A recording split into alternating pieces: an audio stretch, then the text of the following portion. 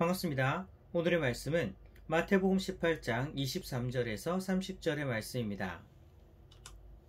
그러므로 천국은 그 종들과 결산하려 하던 어떤 임금과 같으니 결산할 때에 10,000달란트 빚진 자 하나를 데려오매 갚을 것이 없는지라 주인이 명하여 그 몸과 아내와 자식들과 모든 소유를 다 팔아 갚게 하라 하니 그 종이 엎드려 절하며 이르되 내게 참으소서 다 갚으리이다 하거늘 그 종의 주인이 불쌍히 여겨 놓아 보내며 그 빚을 탕감하여 주었더니 그 종이 나가서 자기에게 100데나리온 빚진 동료 한 사람을 만나 붙들어 목을 잡고 이르되 빚을 갚으라 하매 그 동료가 엎드려 간구하여 이르되 나에게 참아 주소서 갚으리이다 하되 허락하지 아니하고 이에 가서 그가 빚을 갚도록 옥에 가두거늘. 아멘.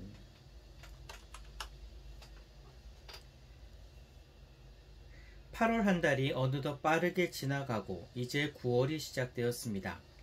시작이 반이라는 그런 말도 있습니다. 그만큼 시작이 중요하다는 것입니다. 그런데 그 시작을 기도로서 연다면 얼마나 좋은 것일까요? 지금 우리들은 최고의 시작으로 9월을 열고 있습니다. 바로 놀라운 능력의 시작인 기도로서 9월을 시작하고 있기 때문입니다.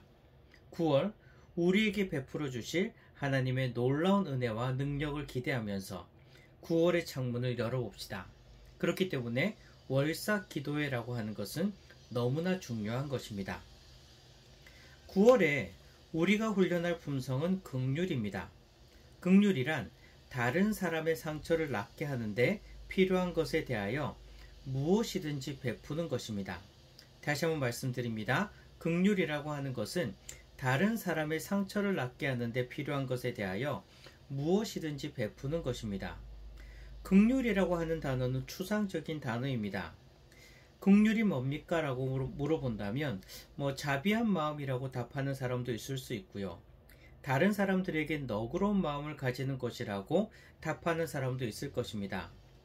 긍휼이라는 단어의 뜻은 나름대로 어렴풋이 알고는 있지만 명확하게 이것이 긍휼이다 라고 정의 내리기가 쉽지 않습니다. 하지만 품성 달력을 보면 이 긍휼의 정의에 대해서 어떻게 이야기하고 있습니까?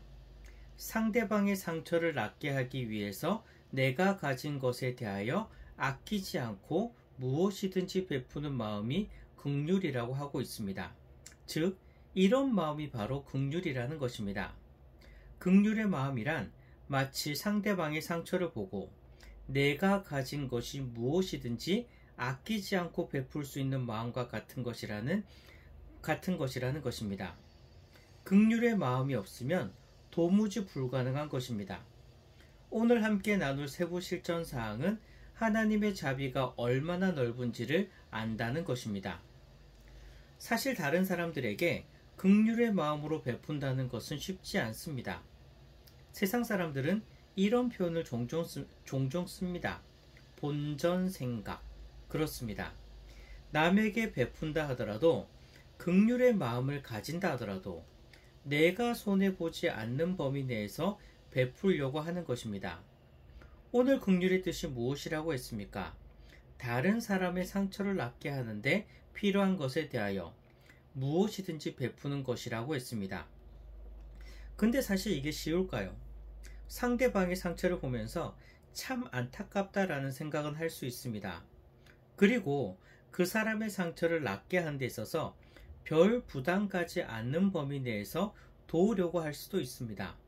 하지만 그 사람의 상처를 낫게 하기 위해서 내가 가진 무엇이든지 아낌없이 그 사람에게 준다는 것은 쉬울까요? 사실 쉽지 않습니다. 그렇기 때문에 오늘의 세부 실천 사항이 중요합니다.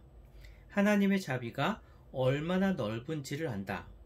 특히 긍휼을 훈련하는 첫 번째 세부 실천 사항입니다. 즉, 긍휼을 훈련하는 첫걸음이 바로 하나님의 자비를 알아야 한다는 것입니다. 다시 말씀드립니다. 긍휼을 훈련하는 첫걸음이 하나님의 자비를 알아야 한다는 것입니다. 하나님의 자비를 아는 것이 긍휼의 삶을 살아가는 비결이며 첫걸음이라는 것입니다. 맞습니다. 오늘 말씀을 통해서 한번 깨달아 봅시다. 오늘 말씀은 예수님께서 해주신 비유로서 우리들이 많이 들어본 비유 중에 하나입니다. 비유의 내용을 간략하게 말하면 이렇습니다. 1만 달란트 빚진 자가 있었습니다. 1만 달란트가 어느 정도의 돈일까요?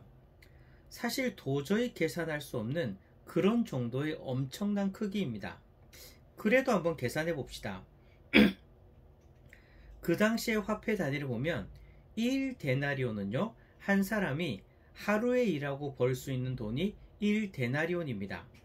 그리고 1달란트는요, 6,000데나리온으로서 한 사람이 6,000일 동안 하나도 쓰지 않고 벌어야지 벌 수 있는 돈이 한 달란트입니다. 한 달란트만 하더라도 이렇게 큰 돈입니다. 오늘날로 따져서 하루 품삯을 7만원 정도로 한번 생각한다면 한 달란트는 4억 2천만원, 그 정도가 되네요. 그런데 1만 달란트입니다. 4억 2천만원의 만배입니다. 일하는 것으로 따지면 한 사람이 16만 년 동안 하나도 쓰지 않고 모아야 벌 수 있는 도저히 계산도 안 되는 엄청난 금액입니다. 한 사람이 이런 엄청난 금액을 빚지고 있는 것입니다. 도저히 갚을 수 없는 금액이죠. 근데 임금은요, 이 사람이 딱해서 이 엄청난 빚을 전부 탕감해 준 것입니다. 임금은요, 이 사람이 너무 딱해서 이 엄청난 빚을 전부 탕감해 준 것입니다. 하지만 문제가 생깁니다. 1만 달란트를 탕감받은 이 사람은 기쁜 마음으로 돌아가다가 자기가 전에 100데나리온 빌려준 사람을 만났습니다. 자기는 지금 1만 달란트를 탕감받았습니다. 그런데 고작 그것과는 비교할 수도 없는 100데나리온의 빚을 용서하지 못하는 것입니다. 그리고 이 사람이 안 갚는다고 감옥에 넣어버립니다. 참 파렴치한 사람입니다. 그런데 이렇게 한번 돌려서 다시 여러분들에게 질문해 보고 싶습니다. 이 사람이 왜 파렴치한 사람이라고 생각하나요?